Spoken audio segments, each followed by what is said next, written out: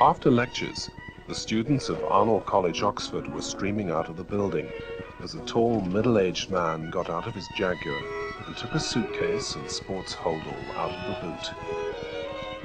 Anthony Don glanced at the crowd of young people with their bicycles before walking through the archway.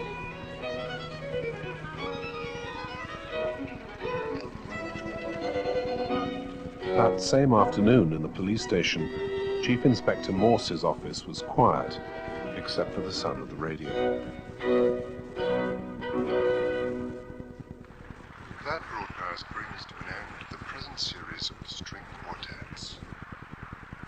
Radio 3 listeners on medium wave will now rejoin Brian Johnston and his team of commentators at Lord's for Test Match Special. Morse impatiently switched off the radio. In the porter's office of Arnold College, Barker, the head porter, was just beginning to sort through the late post. The umpires, Jack Baldwin, Tom Hedges right there in the middle. Spectators settling down. Hello, Barker. We'll resume at Mr. Donovan, how are you? Good, quite good. How are you? Where are you parked? You're on a double yellow, are you? They're not above coming and knocking on my windows, traffic wardens. Reflects badly on the college. I'm moving. As Barker accompanied Don across the quad, they were watched from a first-floor window by a balding man with binoculars. He lowered the binoculars and circled a face on a photograph of the college cricket team. Other faces were already circled. Welcome to Anthony Don. Third window on the right, across the quad. He handed the binoculars to his blonde female companion. She studied Don as he disappeared through a doorway. Here you are, sir, your own room. Nice to have you back, sir. Don't forget about the motor car. Thank you, Barker. Nice to see you again.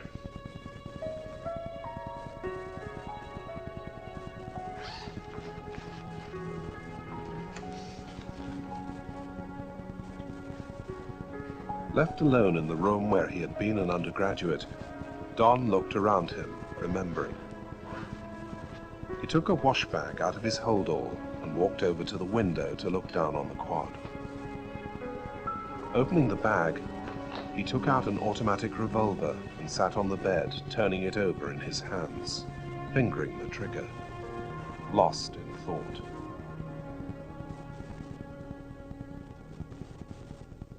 At about the same time in London, an attractive young woman was behind her control panel at a radio station. Her phone-in show was on the air. You beat up your girlfriend's father? Yeah, that's about it, I suppose. I see. Back at Arnold College, Don tuned his radio into the phone-in. Then I went round to my girlfriend's He house, frowned sit as he down at the back listened. and what have you, and he wasn't there, so I had to work with her mum about it, and well, one thing led to another and what have you, and we ended up making love in the back of my van. At the police station, Detective Sergeant Lewis had joined Morse in his office. They too were listening to the phone-in. You're 17 years old. You make your girlfriend pregnant, you assault her father, and you sleep with her Afternoon, mother. sir. Yeah, that is what happened, but... They make those things up, don't they? It's not Have you told?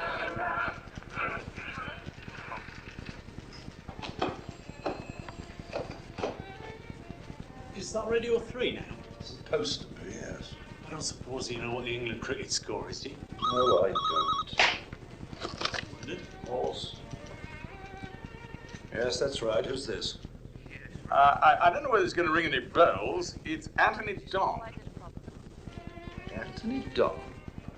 St. John's Road, Anthony Don. What? Cricket. The Clarets. The Old Boys 11. Anything wrong? No, nothing ominous. I just wondered if you might fancy supper or something. Leave it alone. Lewis looked up from the radio, all innocence. Oh, I don't know. Well, what about tonight? Sure. Okay. Yes.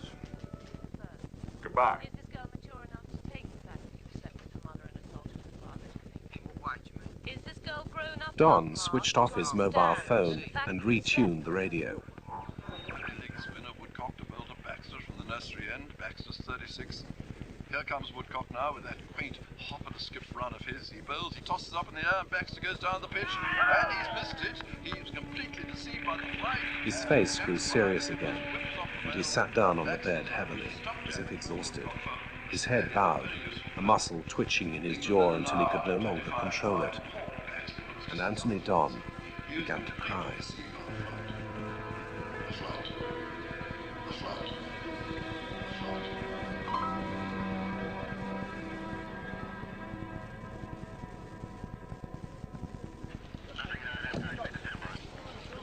Outside, the remains of a burnt-out bookshop in Oxford, fire engines, police cars, and an ambulance were gathered.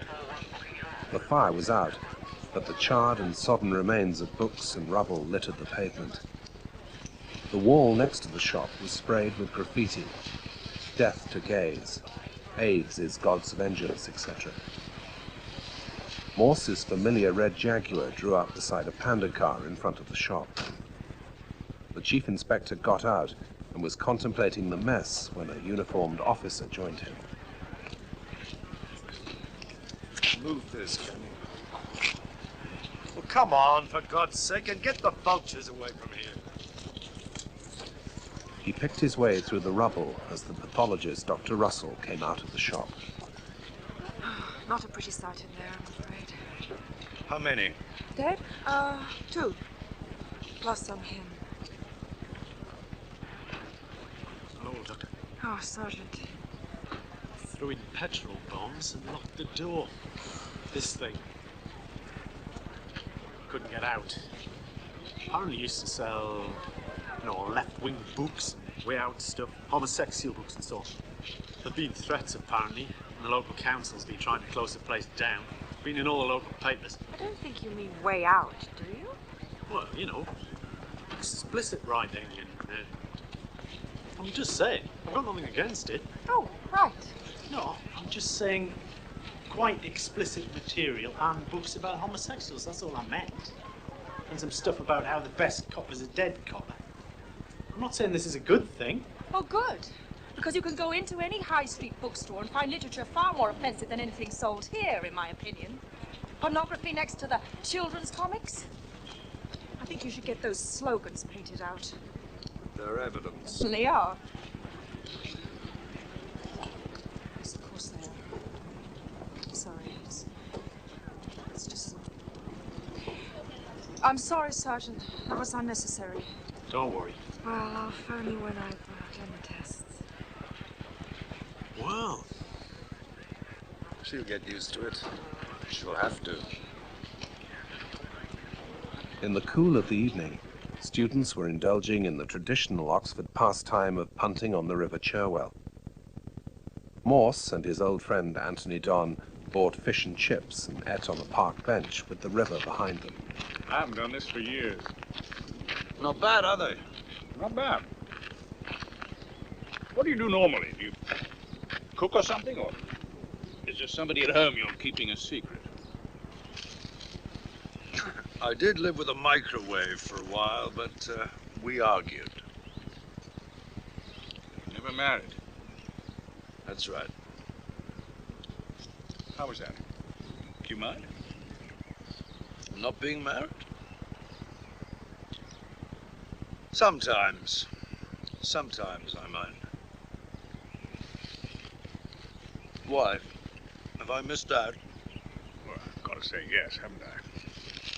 I've got 2 beautiful children. A beautiful wife? A very beautiful wife. Yes, of course I think so, but I'm not you. Anyway, there are some evenings and you wish you could just buy a bag of chips and whatever this is.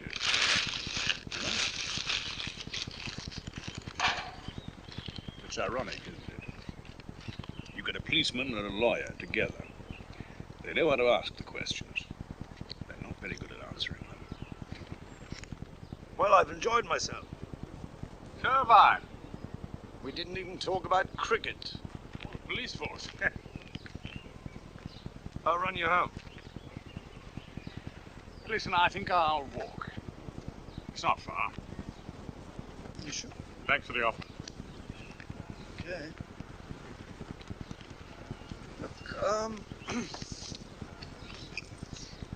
Was there something you wanted to talk about? What do you mean? No. What do you mean? I don't know. I got the feeling that you wanted to say something. About what? I suppose I wondered why, after all this time. Oh, that I rang you? Oh. Yes, well, you know, you get to a certain age, you start to see things differently. You start to. I don't know. Right. That was a bit vague, wasn't it? I was reading this book the other day. Cranky thing about Zen Buddhism. Not my thing, by the way. Successful lawyer, FT reader, meditate on the stock market. No, it's Kate's, my wife. I picked it up to... anyway, it had this story about a chap who goes to see a master and wants to know about the meaning of the one hand clapping. You know that Zen thing about the sound of one hand clapping. And the master tells him that he's not concentrating hard enough to attach to wealth, to things. I don't know why I'm telling you this. Anyway, the master says to this chap, it would be better if he died. That would solve the problem. So the chap falls over on the floor as if he were dead. The master watches this and says, so now you're dead, what about the sound? And the chap says, I still can't hear it. Upon which the master kicks him. Dead men cannot speak, he says. Anyway, it's not bad, eh? Look, it's been good to see you. Chew the fat and what have you. Chew the chips.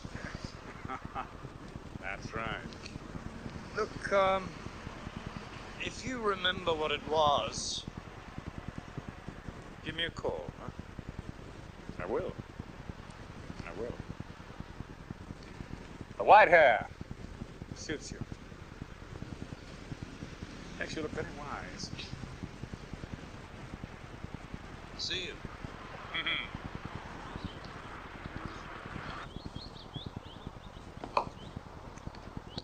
The next afternoon, Anthony Don was at a cricket practice.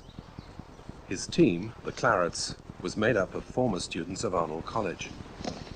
They practiced under the scrutiny of a white-haired man in a wheelchair, Roland Marshall. Tony, you're not watching the ball, you're not using your feet, and your bat looks like a lip willy. Apart from that, you're doing fine. Give him a few bounces, might help to wake him up. And that's out. Straight down Long On's throat. God, what a shambles. Come on, Clarence. Don abruptly finished his net practice and walked towards Roland. Sorry, Rolly, I'm not quite with it today. Oh, you'll be all right. By the way, when is Vince arriving, you know? Mr. Cranston, your guess is as good as mine. Probably saying a long goodbye to somebody else's wife. That's right. Oh, bloody thing. Don gave up trying to unfasten his cricket pad and headed towards the car park by the pavilion. Meanwhile, in the incident room at the police station, two smartly dressed, surly young men watched Morse as he sprayed the word murder on a display board. What I'd like you two to do is just spray a few words on that sheet. Why? I collect autographs. No thanks. Really? I thought you were good at this. Well, you thought wrong then, didn't you? It's odd because you were both seen spraying slogans on the walls outside the bookshop. Who right? By reliable witnesses who are prepared to testify. What, people who work there? And what difference does it make if they work there or not? Well, if they work in a place like that, there must be something wrong with them. I mean, have you read the stuff they sell there? It's disgusting. It's difficult to read the books they sell. They all caught fire. Look, I can't understand why everybody's making such a song and dance about this fire. Makes you wonder who the police really care about. I'll tell you what disgusts me. Someone who sets fire to a building with human beings inside it. Yeah.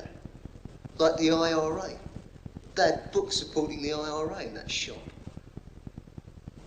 Is that why you put petrol bombs through the letterbox? Look, we don't know what you're talking about. Call, please, sir. Get them to call back. Well, it's personal, and Anthony Don, he seems quite... Take a message. Sir? Look, we're not going to answer any more questions until our lawyer's here. Don was sitting in his car at the cricket ground, holding his mobile phone, a look of disappointment on his face. No. Tell him I've remembered what it was that I wanted to say. He can telephone me at Arnold College. Thank you. Okay, thank you very much.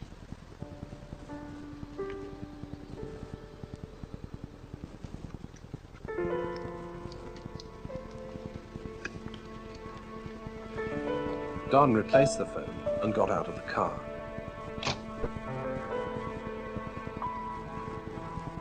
He picked up his cricket pads from the bonnet and walked slowly back to the pavilion. The next morning, the radio station was busy. Kate, the presenter, was on the air. This is Kate, Don, and it's 8:17, and now back to John in Crouch End. Come on, Kate, get rid of him. People are falling asleep. We don't give a toss about his grandmother or his... What? I think you should see this.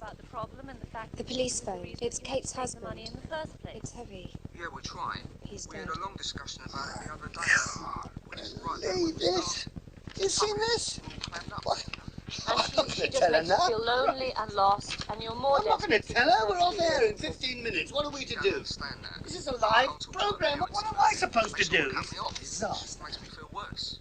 In Don's room at Arnold College that same morning, Sergeant Lewis held up an electric radio cable that led to the mouth of Anthony Don. His body lay in the bed, Morse. his hands still clutching the blankets. Sorry, sir.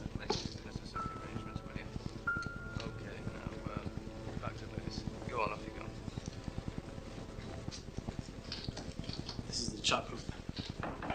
Isn't this the chap, your friend from... is it? Yes, that's right. It's the radio lead. And there was this. Lewis showed him the gun. Where was this? Inside his suitcase. It was loaded.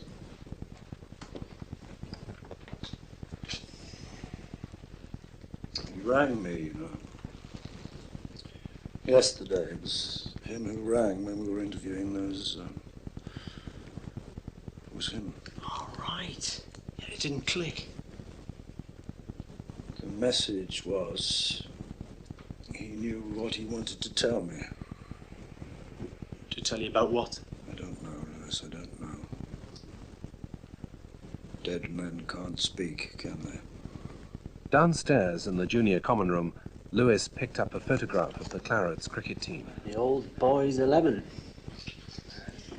Do we know who this is? His name's Roland Marshall. We were friends of a kind. I knew him and Anthony Don when I was a student. Good man. Or was. He's a sort of inventor. Solar energy and, well, all sorts of things. Oh, that's right. I know about him. He's the chap that made the thing, the car thing. You know, it was like a big bubble, and it didn't work. That's him. A crank, but a nice one. I didn't know about the wheelchair. We need to speak to him. They're trying to track him down. And Mrs. Don? Yeah, on her way.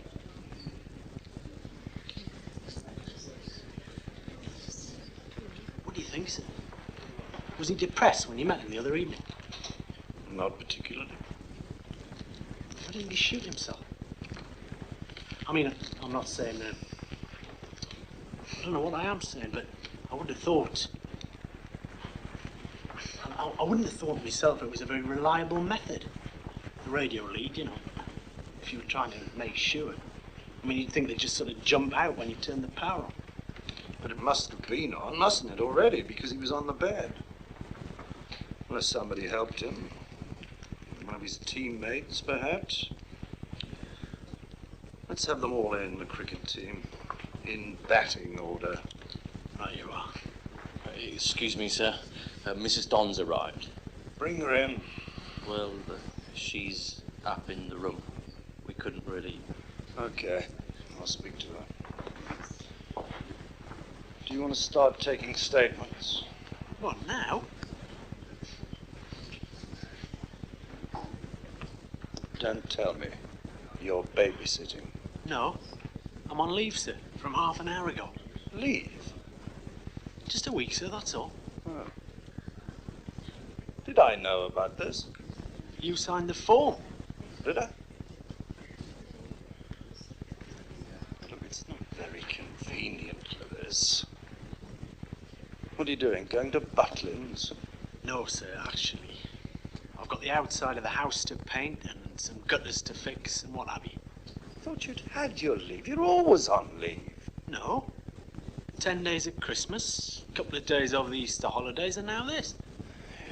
Yes, all right, Lewis. Morse left the room, and Detective Constable Hilaire turned to Lewis.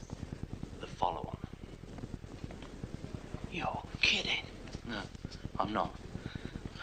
They're all out. None of our last 5 batsmen made it into double figures. It's a shambles. Well, who told you? Hilaire took a personal stereo out of his pocket. Great. Lewis put on the headphones and walked over to the window. 27 for 2. Brilliant. Hey, what was that? Can't see anything. Something flashing from that first window on the first floor. Find out who's staying there. And don't let me catch you listening to that on duty. As Morse crossed the quad back to Don's room, the man with the binoculars watched him from a window.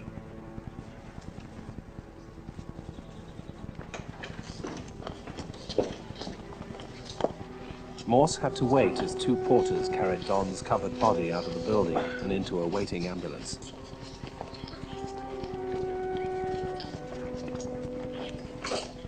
They were followed out by Dr. Russell. I'm sorry, I understand he was a friend, is that right? That's right. So? He died in the night. He was electrocuted. My guess is he'd taken some sedatives as well.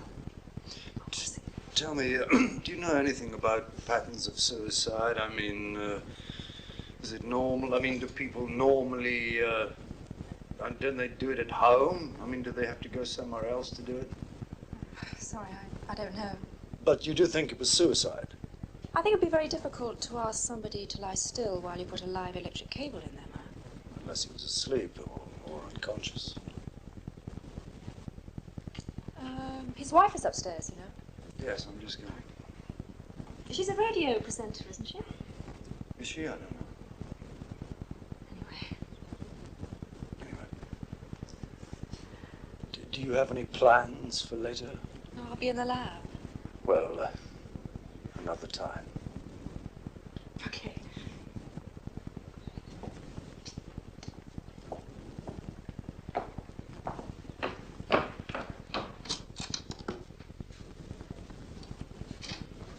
Mrs. Don? Yes. My name is Morse. Hello. Your husband and I were students together. Really? I'm sorry, I thought you were a policeman. I am. I'm very sorry. This was his room, wasn't it? When he was an undergraduate. For a time, I think. And then we shared a house together, actually, so we were quite... Really? I didn't know. I had a drink with him the night before last. No, we weren't... I hadn't kept in touch, so I imagine that's why you didn't.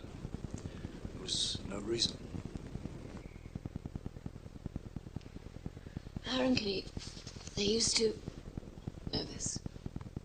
You're supposed to write your name somewhere in the room if you lived here.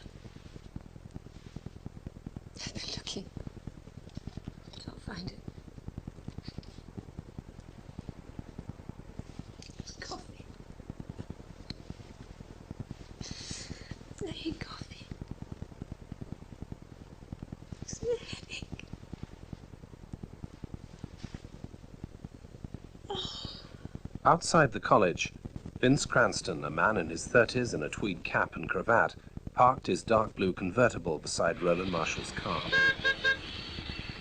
Oh, God, Cranston, I might have known it was you. Still can't drive, I see. Rolly! Is this yours? Thought you were grounded, sir. Not quite yet. But come on, give me a hand. Pleasure. How's tricks? Look, I don't need that. Oh, right, eh? Sorry I'm a bit late. One or two distractions on the old heart front, say. Good to see you. Everything all right? Tony Don committed suicide last night. You're joking? No, I'm not. He electrocuted himself. Morse and Kate came out of the college. Kate! Kate, I'm so sorry. I can't believe it.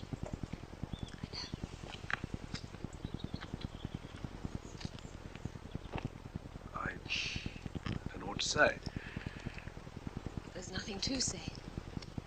I only just arrived. I had no idea. Well, I've got to go inside. It's question time. Hello, Roland. Hello. I'm sorry, do we know each other? Roland, this is Chief Inspector Morse. Oh, I see.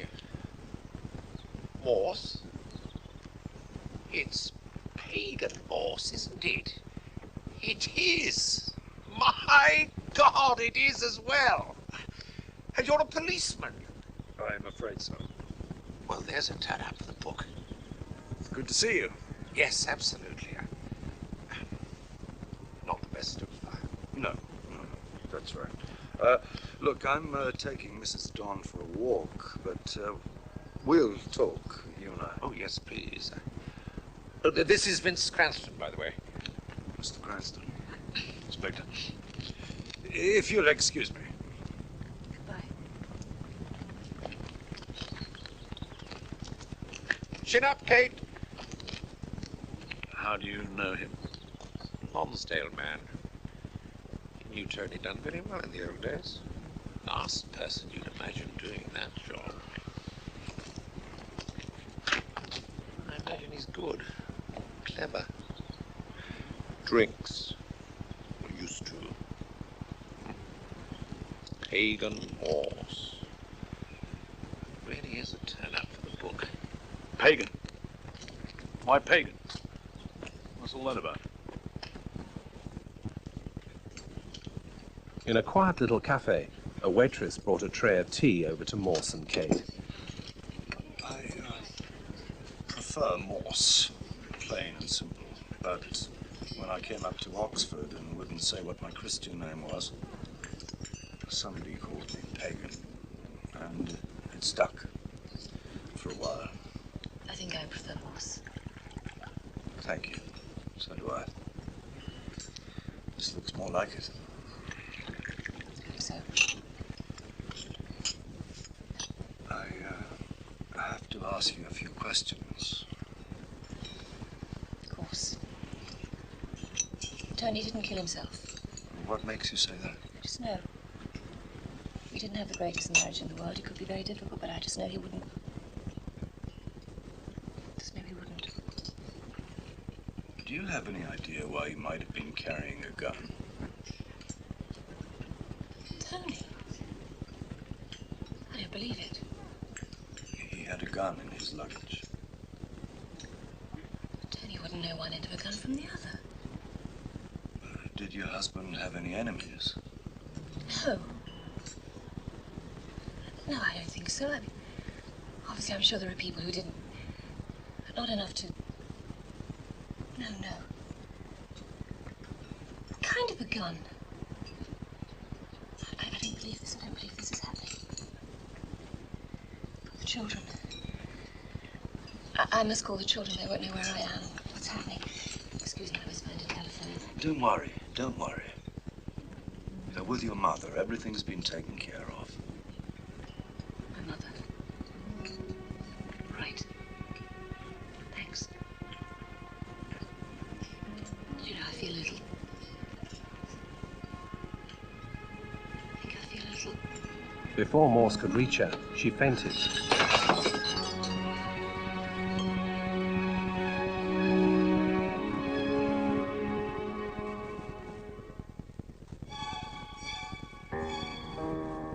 In the senior common room of Arnold College, surrounded by portraits of the college's celebrated academics, Roland Marshall and Morse sat down with a glass of beer.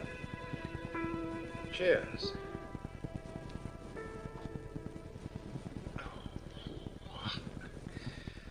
This stuff is so potent. I always hope it might get the old leg and arm twitching again. How is it, the... Oh, all right. One learns to live with it. Or rather, one doesn't. Actually, it's the swine. Yes, it's the swine. Yes. Well, Pagan, here you are. Here I am. Tell me about Anthony Don. I can't see the Anthony Don I knew committing suicide, can you? Makes more sense than someone killing him. I mean, why? I was hoping you might tell me that, because I think someone did kill him. Really? And I'm a pedestrian sort of copper. I say to myself, a man comes to Oxford to play cricket with old friends and gets murdered. And then I remember reading some statistic or other about how most murders are committed by someone the victim knows. And I put these things together and I come up with 11 suspects. 10. And you. 11. When they'd finished their drinks, Morse wheeled Roland out into the hall. Anyway, Rowley, I have a plan and I need your help. As long as I'm not going to be arrested. Well, on the nobody changes much theory, I think you get parole. Okay, fire ahead. How can I help?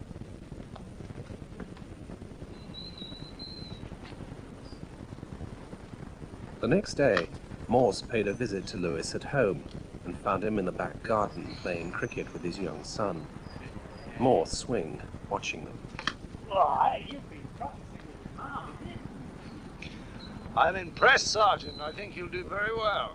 I think it's a crazy idea. Really? I thought it would be a fantasy come true. What about the other bit? You have to take the rough with the smooth. Our Val will have something to say about the decorating line. We'll take care of that. It's only fair.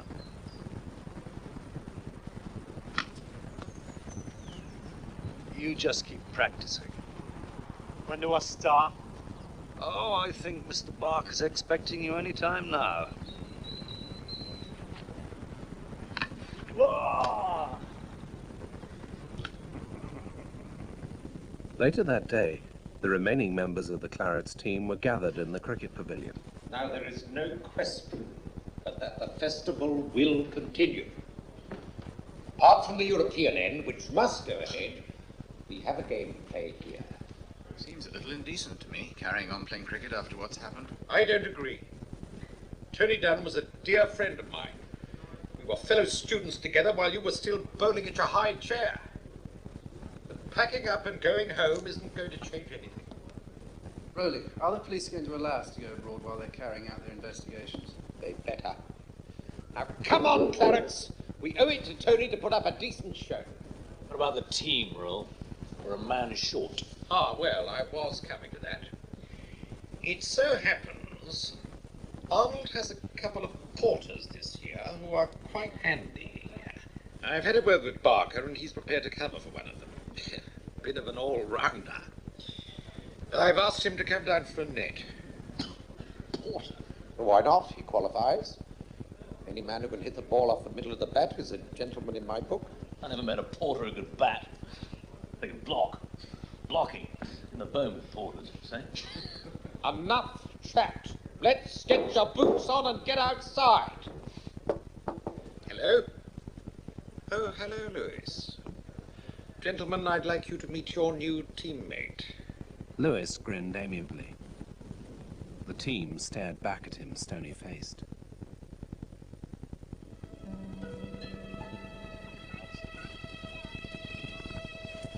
At Don's house in the country, Morse was searching through some papers in the study when Kate came in with a tray of beer and sandwiches.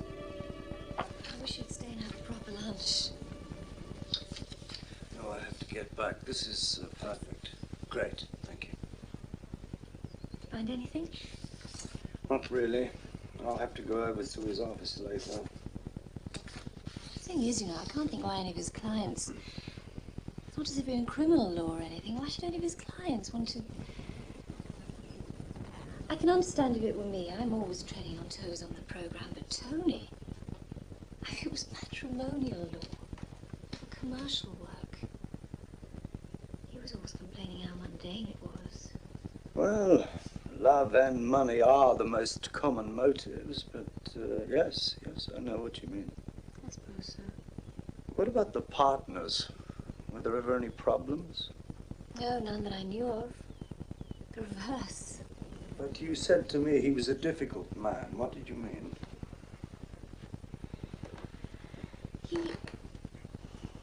I think he sometimes resented my career. He could get angry. He was quite a conventional man. I don't know. Perhaps he was unhappy. Perhaps the fact that I didn't realize was one of the reasons he was unhappy.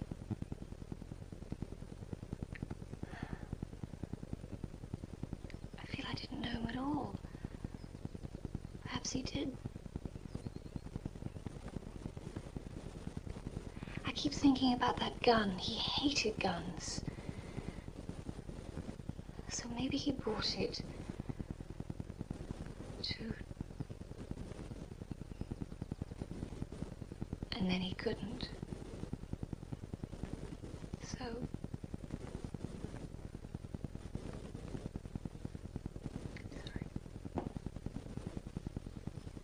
It's fine. The children are so miserable and I don't know what to say to them.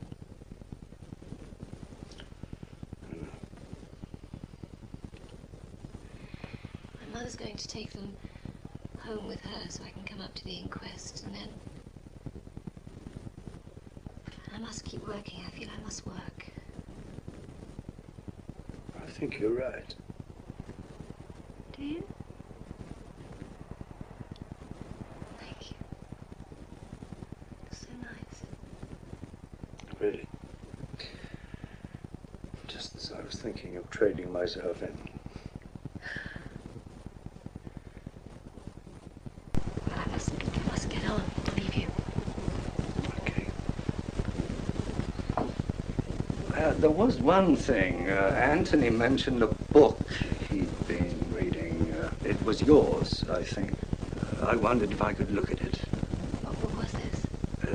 It was something to do with Zen Buddhism. He'd been reading it. Really? I can't think. Well, he said you were very interested in that area. Well, I am. He told me a story from it, something to do with a man seeking knowledge from a master, and something about the sound of one hand clapping. Oh, yes, that's right. That's where it went. It was a present, it was given to me, and then I couldn't find it.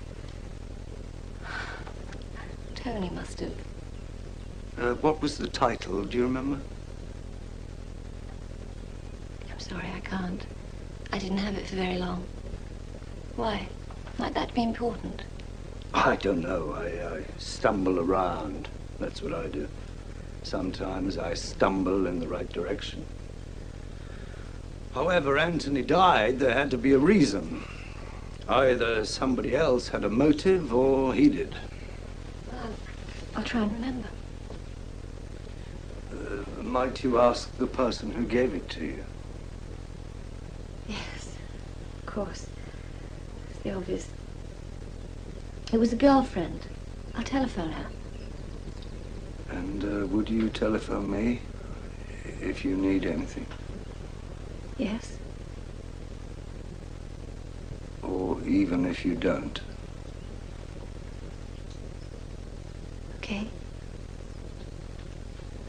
The next morning, the man with the binoculars walked across the quadrangle to the porter's lodge. Hello. So, no Barker? Mr. Barker is off today. Can I help you? I'm Lewis. Lewis? I haven't seen you before. No, that's right. Spot a leave. We all take a turn during the vacations. Catching up with the decorating. I'm sorry? You've got paint on your hands. Oh, yes. Oh, sorry about that. I'm Peter Foster, by the way. I'm borrowing your library, doing a little book on the EEC. Oh, yeah? Hobby of mine. Now, I came to ask Barker if he'd mind terribly lending me his master key. And actually, Lewis, I'm rather glad he's not here, because this is the second time this week I've locked myself out. I'll tell you what it is. There's only one key for our room. Every time Philippa goes out, I forget to leave the lock on the latch, and it's quite ridiculous. Would you mind? Well, you'd like me to come and open your room? Well, that's it. Although I can do it myself. Save you the bother, run up and straight back. Fair enough. Would you mind hanging on just a second, sir? Lewis left the Widnock room where Barker, the porter, was listening, out of sight. He showed Lewis the key. There you go, Mr. Foster. Would you mind bringing them straight back to the lodge? Absolutely. 2 minutes. Lewis watched as Foster walked off towards a staircase on the far side of the quad. Keep your head down, Mr. Barker. I'll be right back.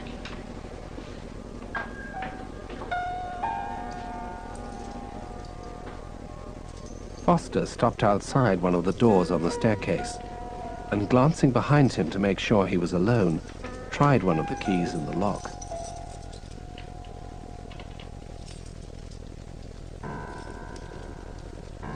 It didn't open. Lewis crept up the flight of stairs below, listening. Foster tried various keys before one of them opened the door, but then instead of going in, he merely put the door on the latch before closing it again.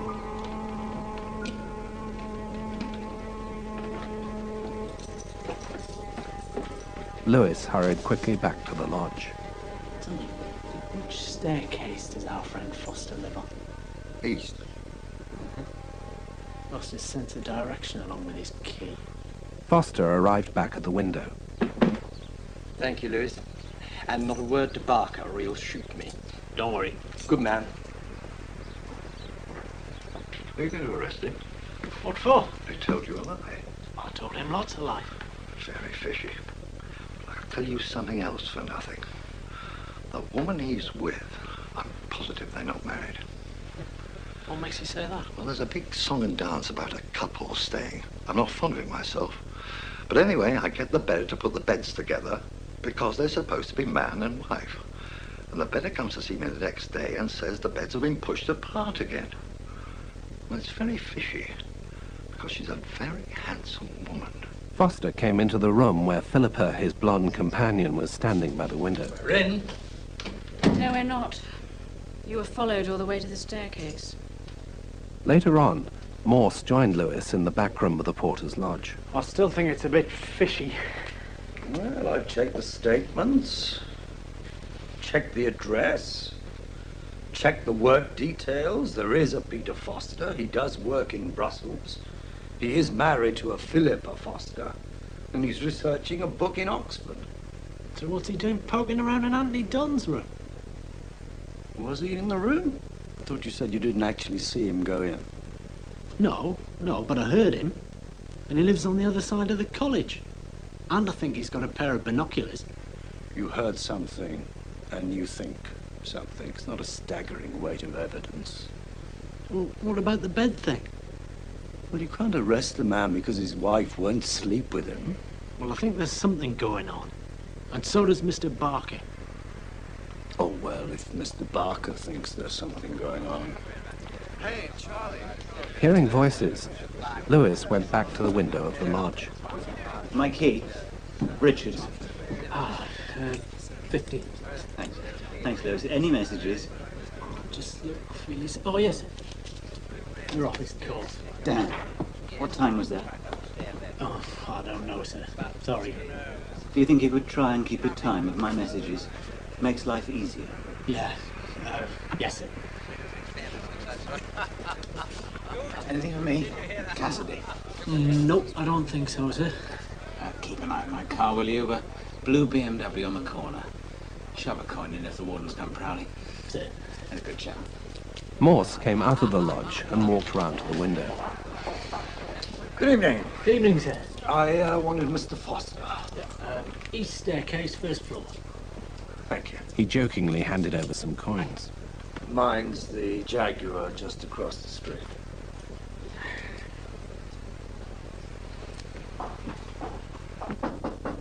Who is it? Chief Inspector Morse, Thames Valley Police. Just a minute. Philippa Foster came to the door in her dressing gown. Inspector. I hope this is not an inconvenient time. No, well, I was just getting ready for supper, but no, please come in. I'm sorry, by the way, but my husband is still in the library. Was it him you wanted to speak to? No, either of you. It's no problem. Forgive these rooms are rather cramped. I shan't look. So? Well, I wanted to have a little chat about you and your husband's statements. Oh, yes. Yes, it's about your telephone number, actually. Do you remember it? Our home number? That's right. Well, it's Brussels, of course.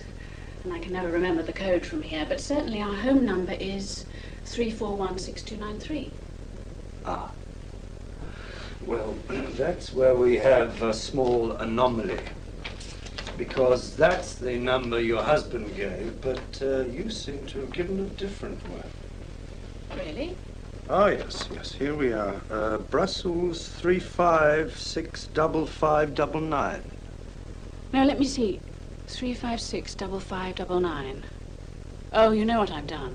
I've given you our flat in London. How stupid. So if I telephone that number, who would I get? Well, you'd get our answering service, I'm afraid, but please do.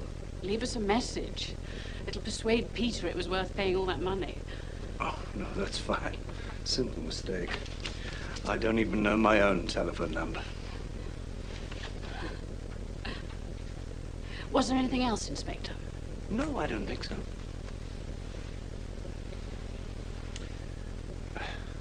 It's like a boarding school. That's right, very prim. You didn't know Anthony Don, did you? No. No. Oh, I was thinking his firm had an office in Brussels. I just wondered whether you'd ever... But no. Really? No, although perhaps Peter might have, but then he would have said. Yes, I'm sure. So it was just an unfortunate coincidence that you arrived the day before the cricket team. Yes. I'm not quite sure what you're getting at, but looked at in those terms, yes, I suppose so. Terrible thing. I can't imagine someone wanting to take their own life. He didn't. Oh, really? You think he was... I'm certain of it. Oh, his poor wife. Yes. I suppose that means there'll be no cricket tour. Oh, no, they're going ahead. Rotterdam, Antwerp, Brussels. There's Brussels cropping up again.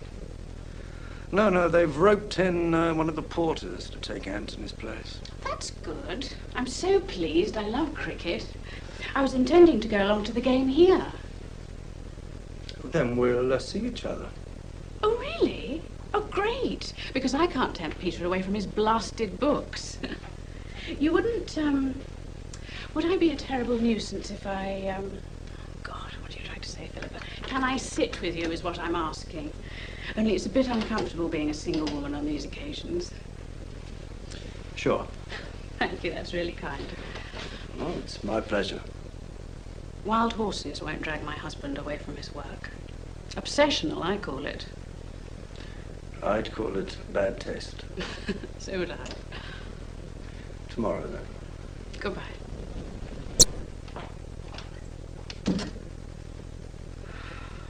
As Philippa closed the door, Foster appeared from the bedroom. Brilliant.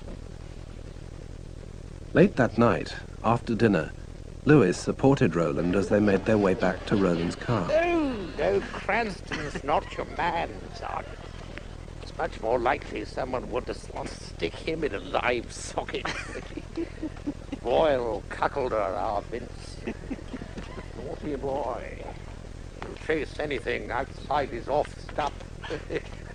Harmless enough, though. And anyway, he wasn't in Oxford at the time. That's right.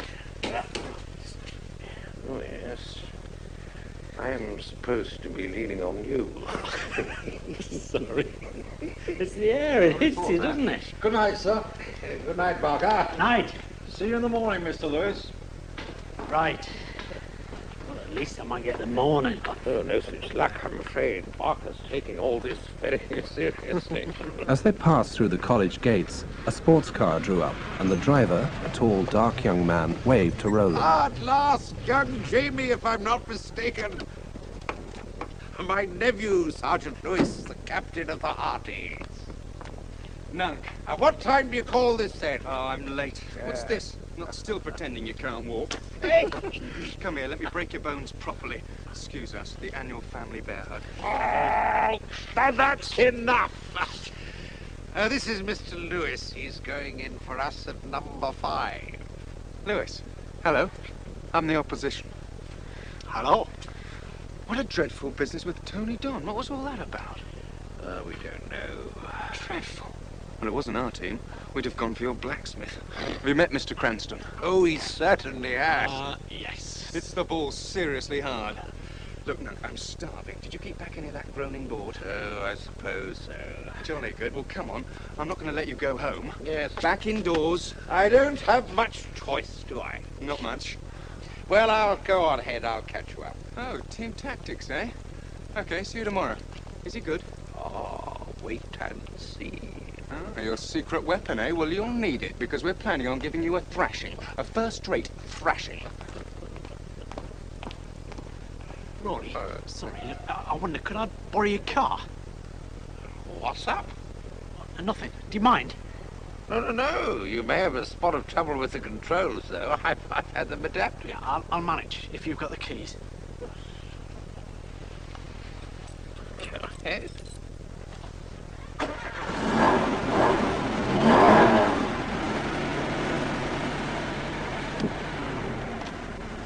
How do I make it go?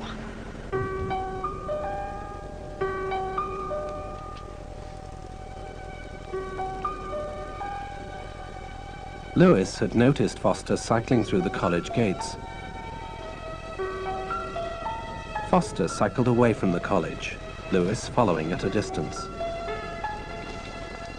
Eventually, Foster got off the bike and pushed it down a narrow alley through a churchyard. Lewis had to get out of the car and run after him. The path led uphill to a gate. Foster leant the bicycle against the fence, climbed the gate, and disappeared towards the cricket pavilion. A few moments later, Lewis arrived at the gate, almost knocking Foster's bike over in the dark.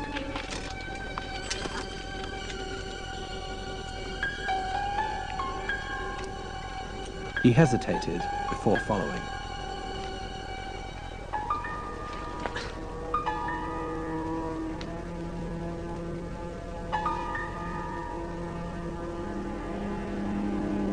Inside the pavilion, Foster made his way stealthily into the locker room with a torch. Lewis approached the building noiselessly and, seeing no sign of Foster, tried the pavilion door. To his surprise, it opened, and he slipped inside. He paused again, listening. It was too dark to see anything. In the room next door, Foster knelt and inserted a piece of metal into one of the lockers. As it swung open, he heard a noise and switched off his torch. Lewis also heard something and looked around him, peering into the shadows. But he didn't see the man behind him or the cricket bat raised above his head.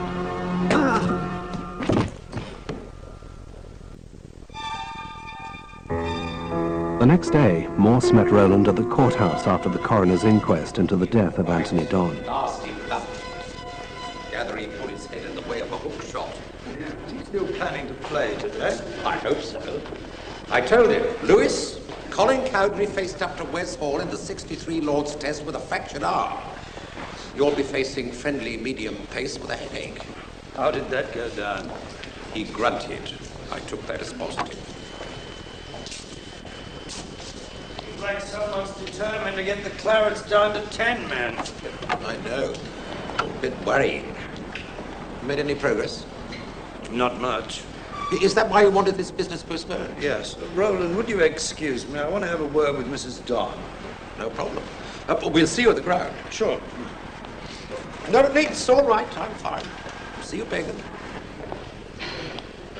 Mrs. Don. Inspector. Could I... Excuse me.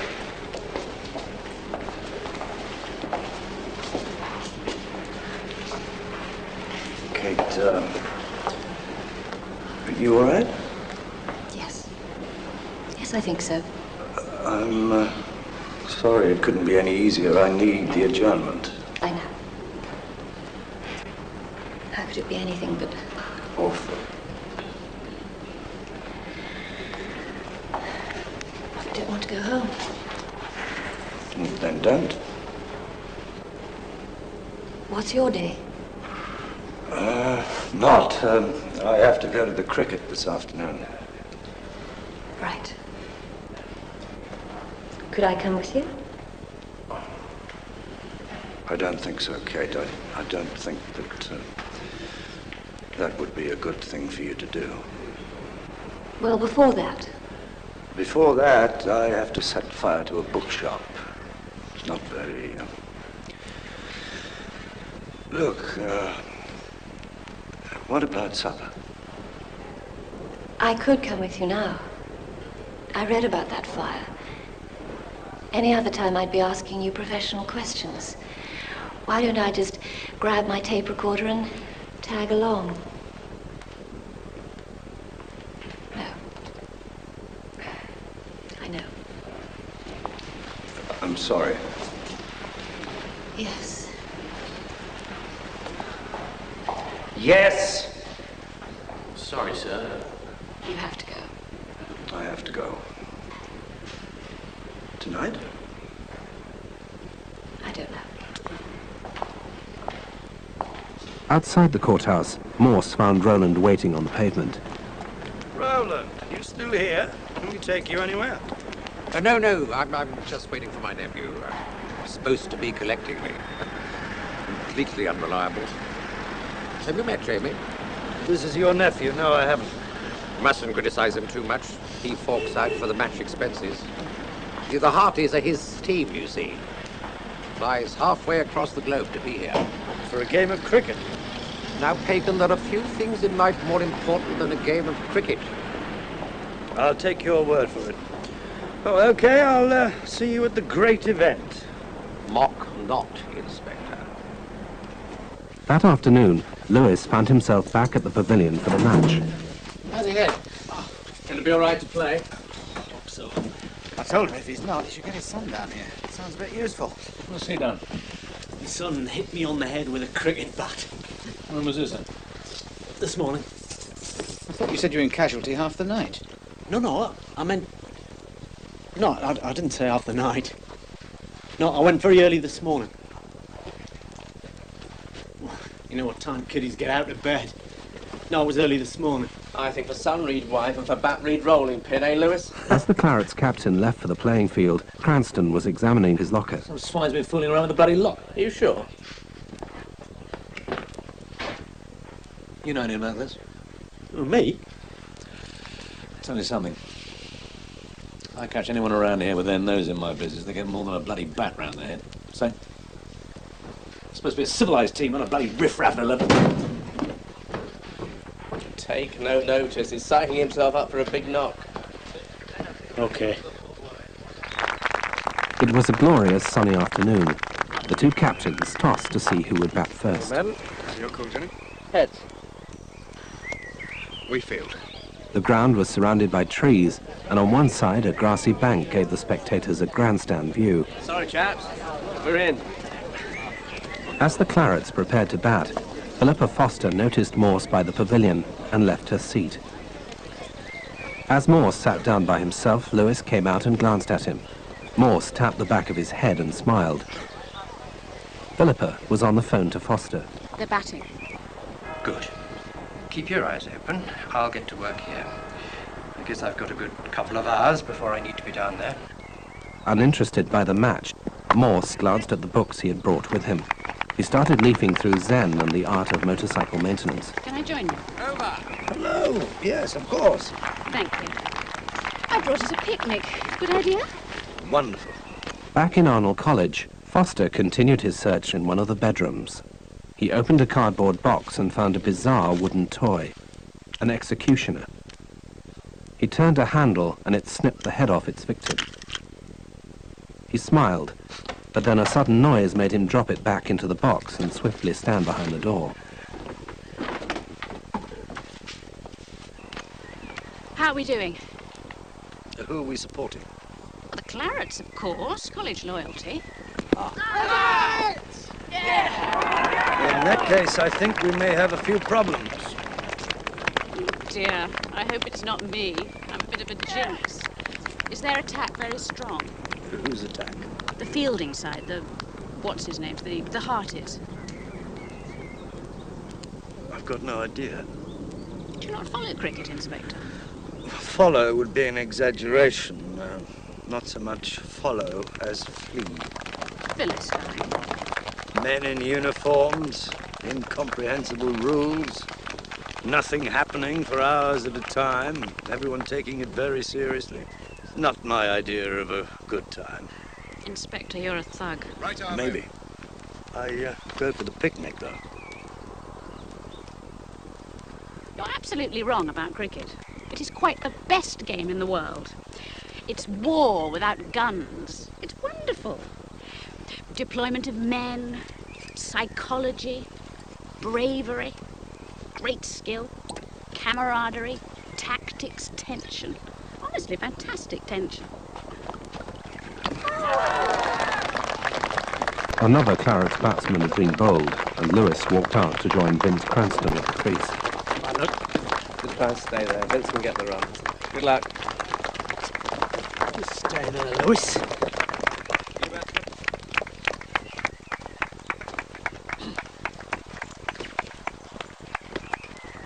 Look, it's our porter. Middle and leg, please. Lewis limbered up nervously. Keep your feet. Watch the ball. Watch the ball.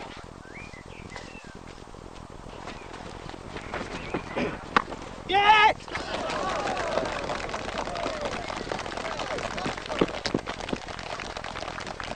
Lewis successfully scored his first run. All right, Lewis. The next ball, Cranston called for a run that Lewis thought was too risky. Yes! No! Yes! No!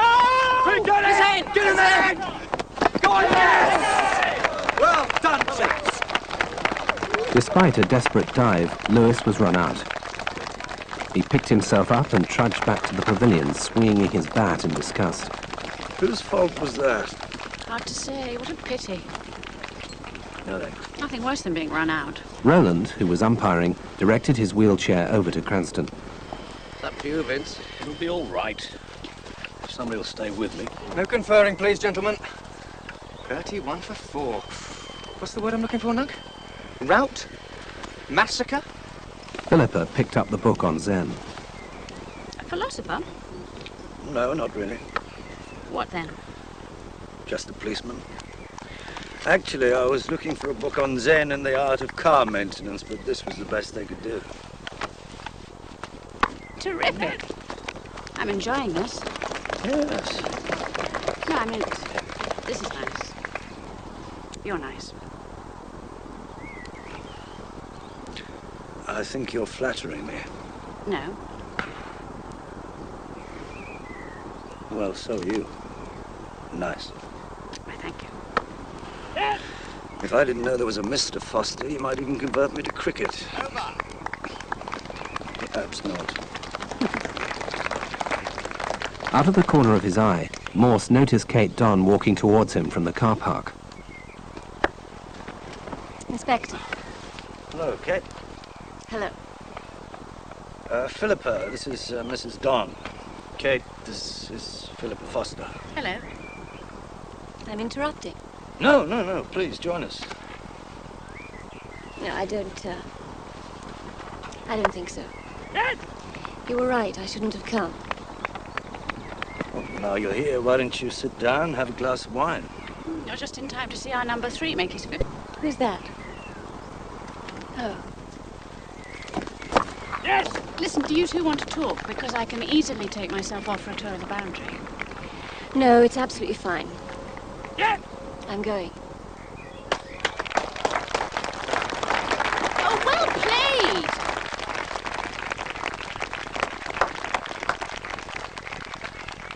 Kate Donn, did you say? That's not the same Donn as the... Yes. It was her husband. Golly. Yes.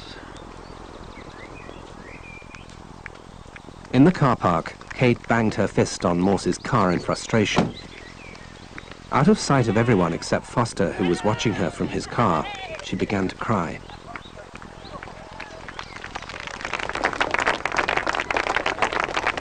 On the pitch, in spite of Cranston's score of 50, it was all over for the Clarets, and with the last man dismissed, both teams headed back to the pavilion for tea.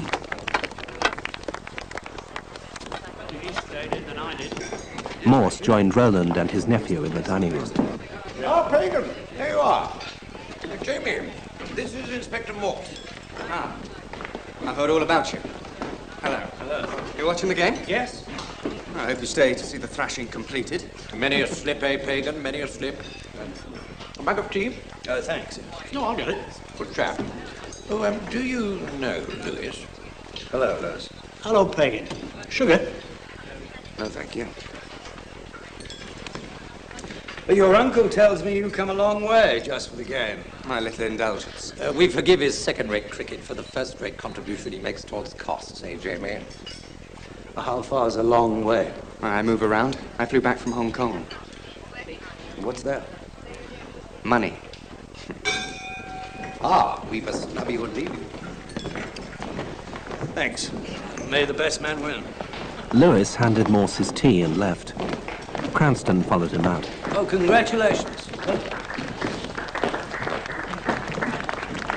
As the game resumed, Philippa glanced at Morse, who had returned to his seat. He appeared to be asleep. Yes. Come on!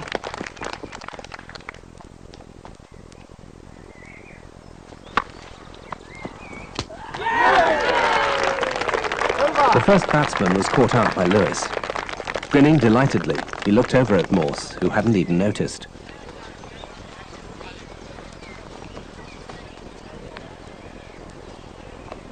For the next over, the Clarets captain asked Lewis to bowl. New bowler, right arm over.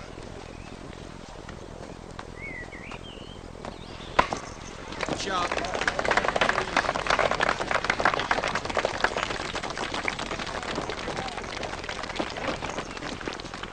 His first ball had been easily hit for 2 runs, but with his second delivery, Lewis was determined to do better.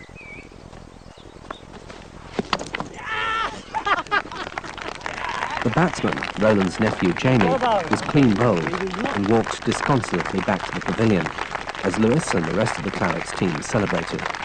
You got her worried, Lewis. Your son would have been that into the car. Yeah, I know. Well played, Lewis. They're still ahead. After 18 overs, we've lost 6 wickets. Inspector Morse, I think you're getting hooked.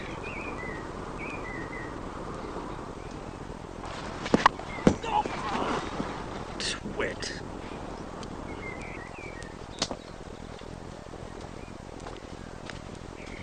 Shaking his head in frustration, Lewis ran up for his next delivery.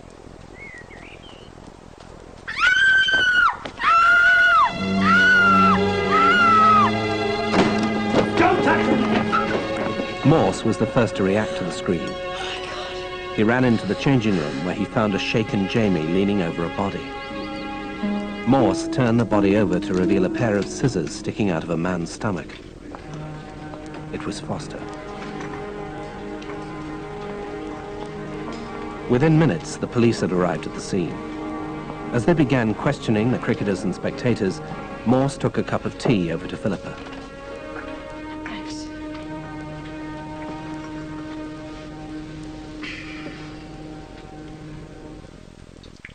You all right?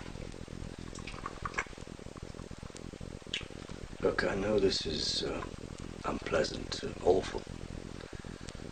But we need to talk, and we have to drop all the charades and games and whatever else it is that's been going on. I know. Because there are a couple of dozen men next door, and until we speak properly, we're not going to know which of them killed your husband. Peter Foster wasn't my husband, Chief Inspector. He was my colleague.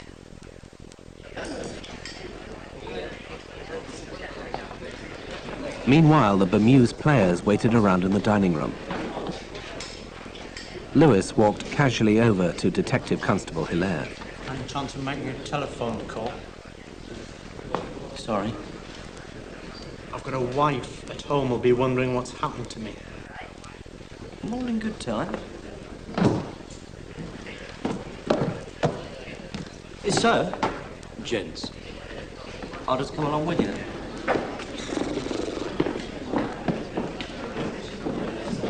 Morse went back to the changing room, where Dr. Russell and a sergeant were examining the body.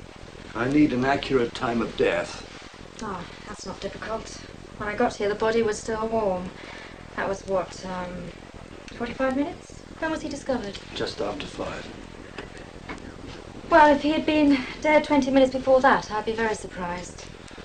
You realize that means when he died, all the obvious suspects were out on the cricket pitch. I don't know who the obvious suspects are, Inspector. Is there any reason for him to be here? Not for me. Sergeant, can we... Oh, yeah, sure. It's a very interesting personal effects, yeah, for an academic. A miniature camera. And these aren't our forensic bags. They're his. Yes? I thought you might like to know, sir. Sergeant Lewis is in the gents. I always like to know that, Hilaire. I'm sorry, I thought you... Yes, I'm coming.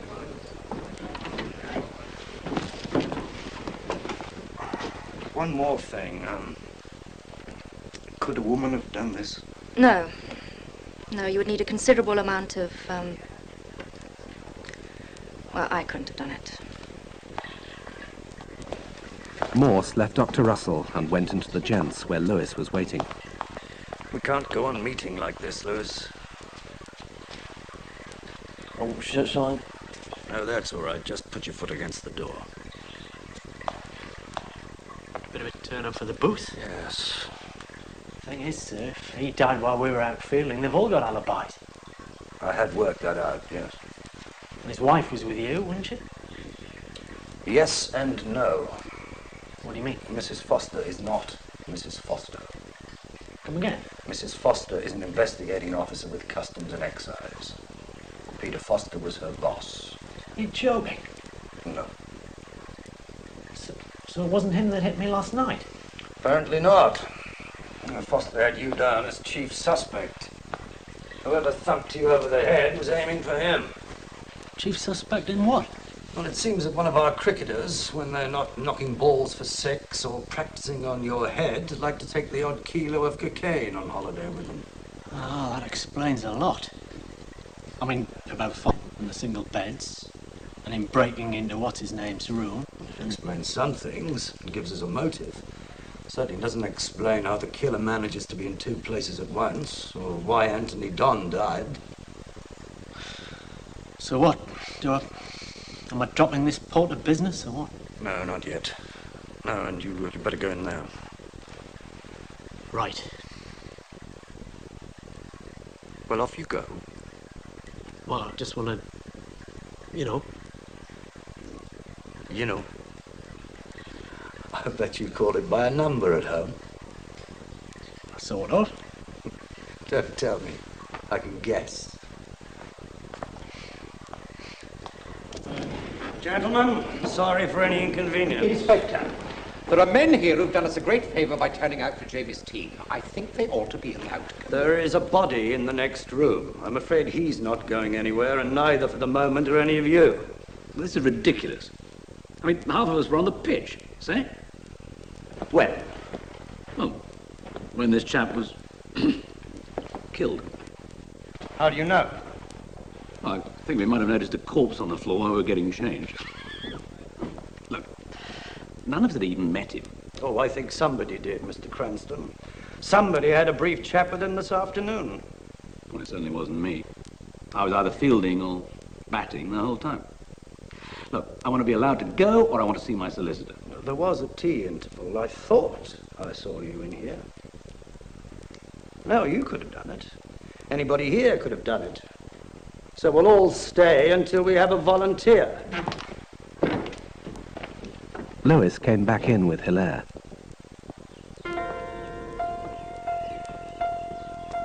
Morse glanced at him before wandering out onto the balcony, followed by Roland. Pagan. What? About the tour. What about it? We're supposed to be on a boat tomorrow afternoon. Yes? Well, I know it's an abuse of knowing you, but we're talking about months of organization. That's all. Rowley, people are dying all over the place. Compared with that, even cricket has to suffer.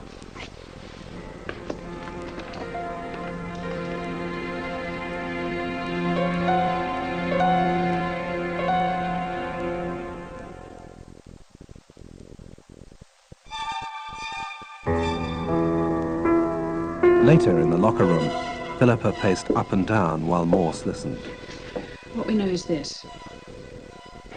Heroin, cocaine, hard drugs, large quantities, are being brought into England and then distributed throughout Europe. This has been going on for some years. No one cottoned on at first because normally we're looking for stuff coming in, not going out. That's why it's so clever.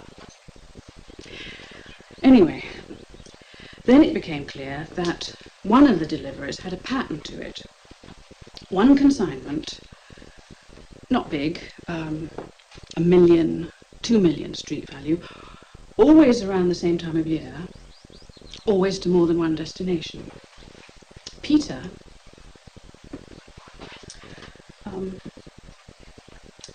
had this brainwave about a tour or a holiday or something. After that, it was just a matter of matching and elimination. The pattern fitted the Clarets tour exactly. So we came to Oxford. Then Tony Don died. And then this. Why didn't you tell me? You might have been involved. We'd already worked out about Sergeant Lewis. It happens, Inspector. And that's why I got all the attention. Something like that. So what now? Well, I know that we'd want to let the tour go ahead. Why? Well, surely nobody's going to risk carrying this stuff if they know you're onto them. Maybe, maybe not. At the very least, they might make contact with their connections on the other side. This is 2 years' work. It's not so much the link as the chain. Now it's cost a life, perhaps 2 lives. I'm just asking for the opportunity to make it count. Well, you've got to find a reason why they're all suddenly allowed to go. Otherwise, it's going to be... It'll be so...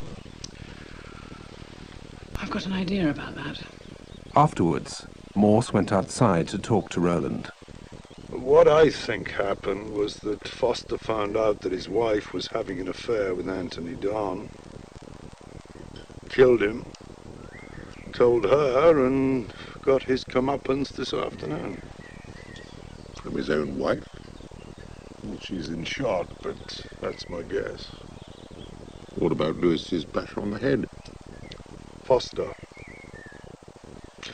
I think he was ransacking Anthony's kit for letters, evidence. If we'd found them first, it would have been obvious. You sure? All sounds a bit gothic. I know. Anthony told me a few things the night before he died. About emotional problems, some other things. I was just too slow to put two and two together. Well,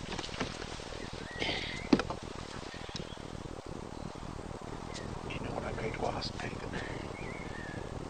Any chance? About the tour, you mean? Well, I'm not sure. Lewis can chaperone us. I'll do my best, but I can't promise. Good man. Good man. But if I say yes, Rowley, I want you to guarantee that all who go out will come safely back. Just in case I'm wrong. Scout's honor.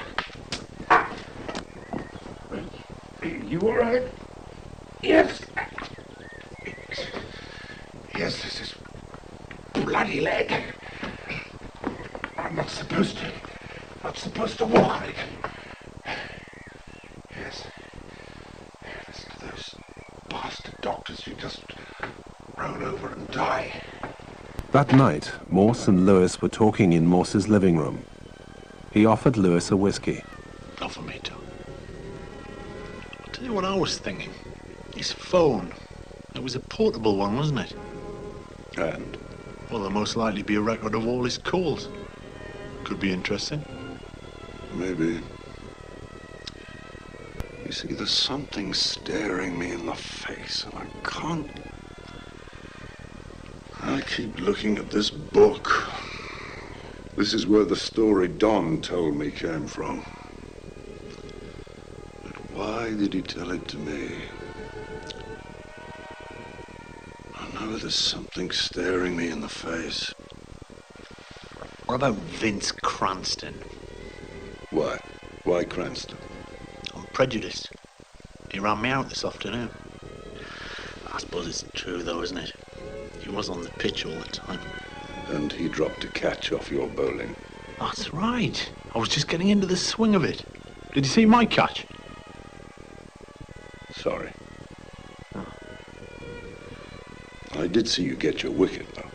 Oh, well, that was more bad batting than good bowling. You could have hit that, too. No offence. Thank you, Sergeant. The next day, Morse tried to contact Kate Don. Hello, this is Kate speaking. I'm sorry I'm not able to answer the phone, but if you'd like to leave a message, I'll call you back as soon as I can. Or you can try ringing Beaconsfield, which is 0494 699 488. Please speak after you hear the beep, leaving the time and date of your call. Thanks. Hello, Kate. It's Morse. I'd like to see you. I need to speak to you and, well, nothing. I just need to speak to you. So, I think you've got my numbers. So, actually, no, forget this. I'll try the other number. Okay, bye now.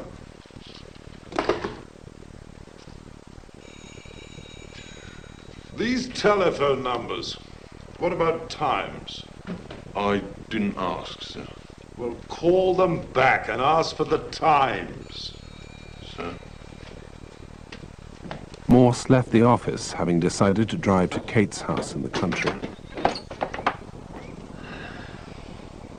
I wish you'd rung first. I'm just going out. I'm recording today. You're gonna let me come in?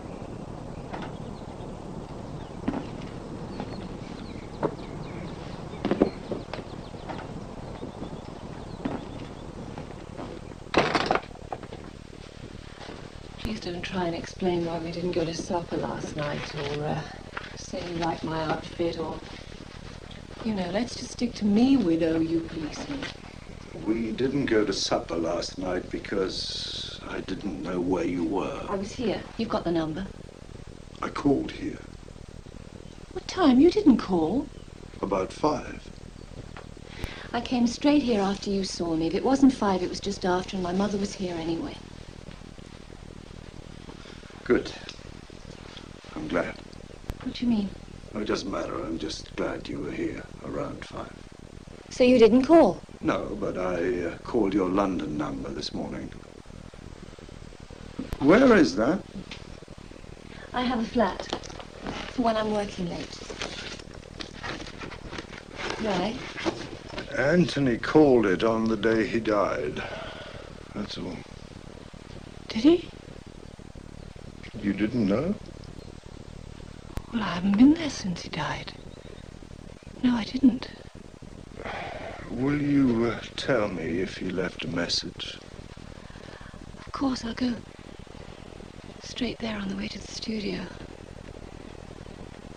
I didn't think about that. I was stupid. I didn't think about that. I might have been able to... I'm sorry. I didn't come to upset you. I'm sorry, too. I'm not normally... whatever I am. It's just that I just need to be working. And I'm late. I'm going. Okay. Well, thanks. Thanks for coming. Can I take you to the station, or are you driving? No, my mother's going to... Yes. Please. Be nice. As long as you promise to have supper with me. Very soon. I promise. I'll just be a minute. Sure.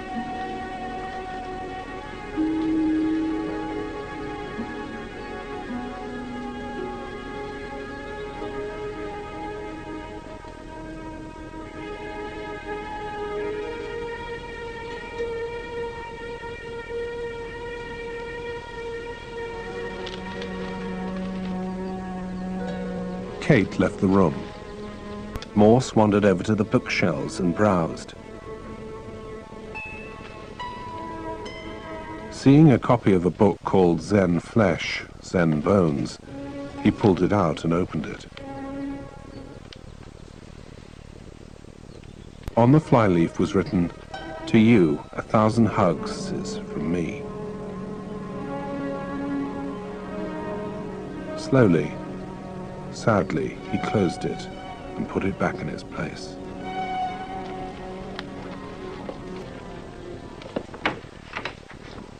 I'm ready. Let's go.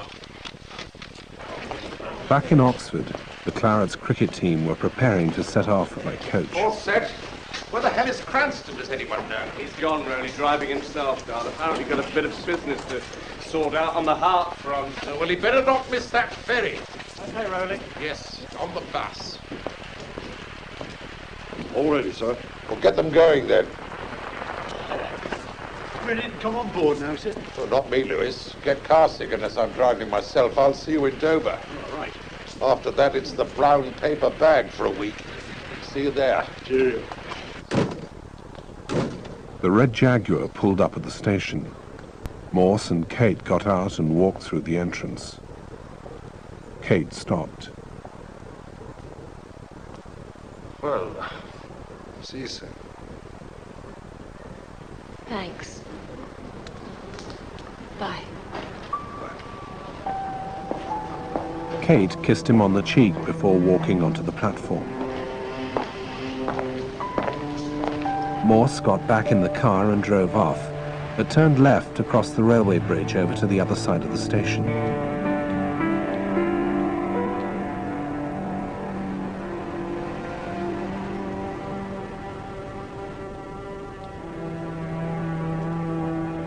He walked up the steps from where he could watch Kate as she stood on the platform waiting for her train.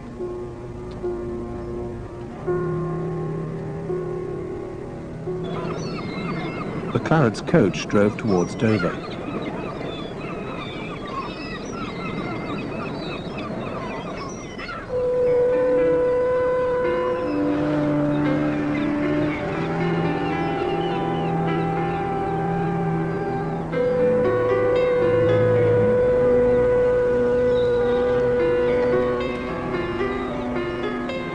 At the ferry terminal, a van drew up outside the customs control office. Philippa got out and went inside. She was in the uniform of a customs and excise officer.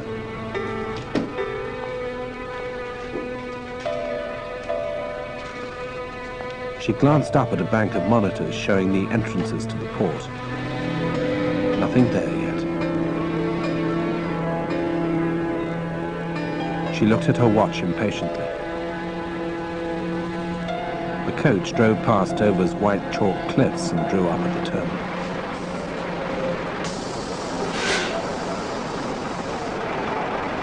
Okay, thanks. Philippa put down the phone and glanced up at a screen which now showed the players leaving the coach. There were cheers as Roland and Jamie came to join them.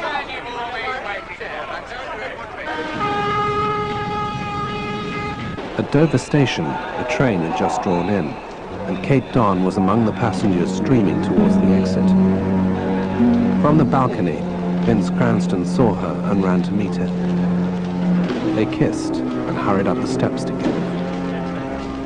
As they walked down the passage arm in arm, Morse emerged from the steps behind them, watching as they embraced, his face bitter.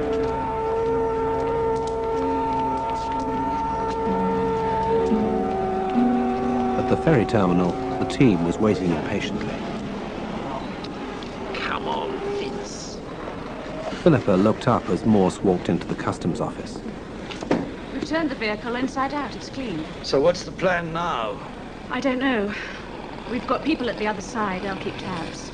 And we just hope that somehow we've missed it and it emerges further down the line. Why the delay? No Cranston. They're waiting. Oh, he's coming. How do you know? I've just seen him at the station making his goodbye. I think I shall do the same. Morse left Philippa and was approaching Roland and the team when the coach drew up. Hagen! Where did you spring from? I just thought I'd come and see you all off. You going on the tour? No such luck. No, he's just dispatching me and then he's going back. To Hong Kong? In that direction. Tokyo, Singapore. It's called Follow the Yen. Good luck. Vince! Vince! All right. Come on, Vince, for Christ's sake. Sorry, a little held up. Yes, I can imagine it. That's we've been imagining. On you go. I'll see you on board. Don't get lost, Riley. The coach with the Clarets on board drove towards the boat.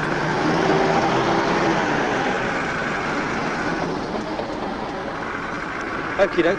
It's kisses from me then, no? Yes. Oh, I'll call you when you get back. In the middle of the night. If I can. Inspector. And don't crash my car. I'll say goodbye too. Have a good tour, Roland. Ready?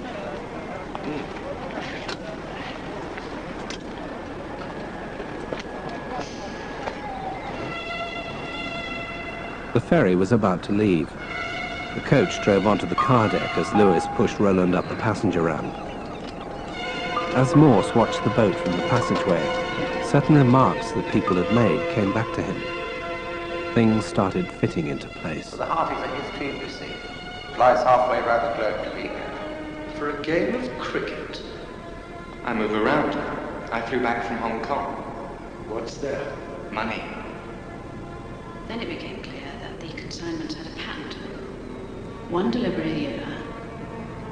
Even you really ain't that. No offense. Suddenly, he knew.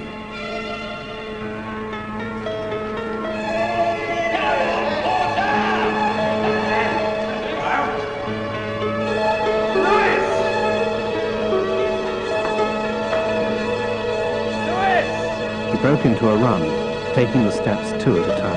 Lewis, don't let them go! Lewis turned Roland's wheelchair back as Morse reached them. Get up. What? Get up! Hagen, what are you talking about? Sir? Morse hauled Roland out of his wheelchair. Blimey! Let go of me! Hidden inside it were several bags of cocaine. Let go of me, blast you! Sergeant Lewis? Sir. Have Mr. Cranston driven back to Oxford. This has nothing to do with me. This hasn't. No, that's why it took me so long. Sergeant? What the bloody hell's going on? That's what you're going to tell me. Morse turned back to Roland. Why? Why not? Why just spat on me? Why not? Why not spit back? Lewis, we need a car. As Jamie drove away from Dover, a police patrol car pulled out after him.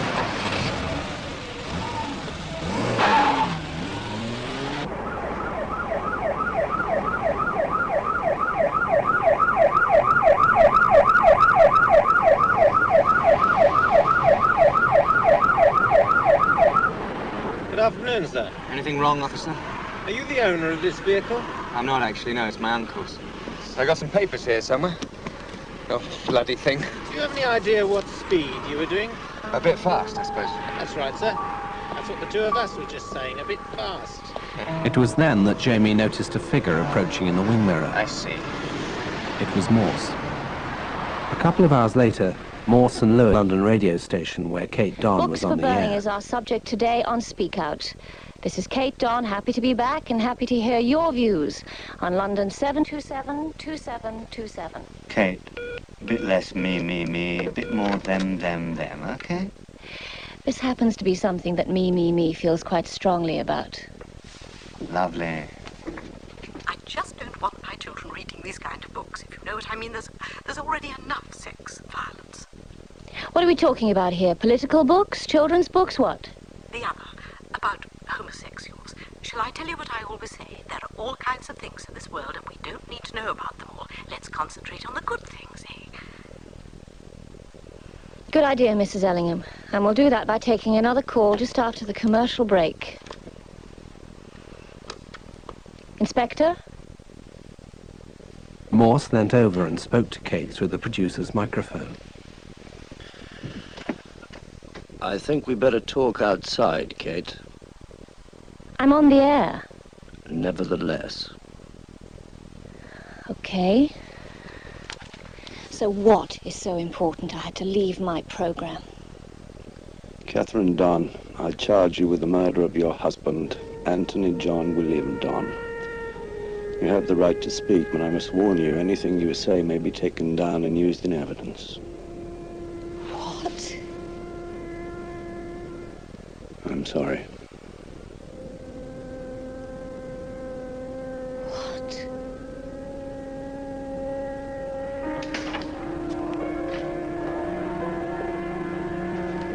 After Kate had been taken into custody, Morse and Lewis went to the London flat that had been empty since the day of Anthony Don's death. I've got an instinct, you see, Lewis, but it's sort of addled, I suppose. I knew the Zen thing was important, but I kept thinking it was the story. And it wasn't the story, it was the book. And where it came from. Vince Cranston. Vince Cranston. Then I made the connection between one death and the other.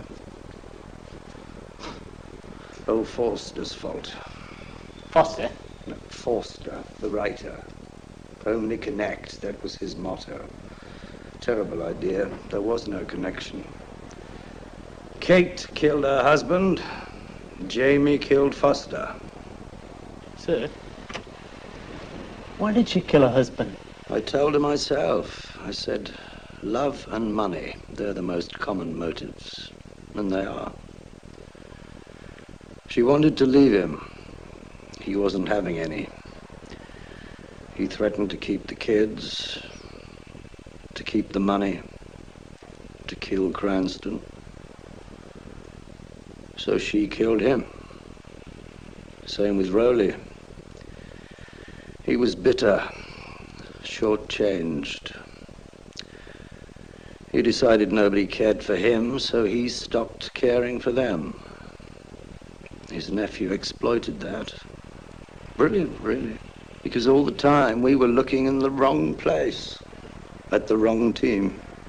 Lewis switched on the answer phone. It's me. I'll see you later. Say? Cranston. Both of them. Kate, Rowley. I had them both so close to me I couldn't see. I've read the book. 1,000 hugs, 1,000 kisses. I've got a gun, Kate, and I swear to God, if I don't kill myself, I'll kill somebody. Right.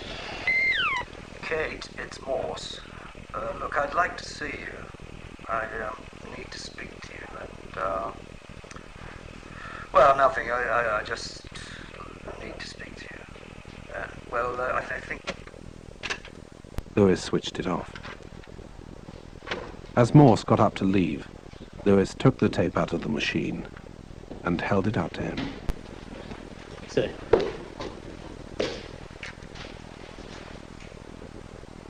let's go home then, eh? Yeah. Any idea what time it is?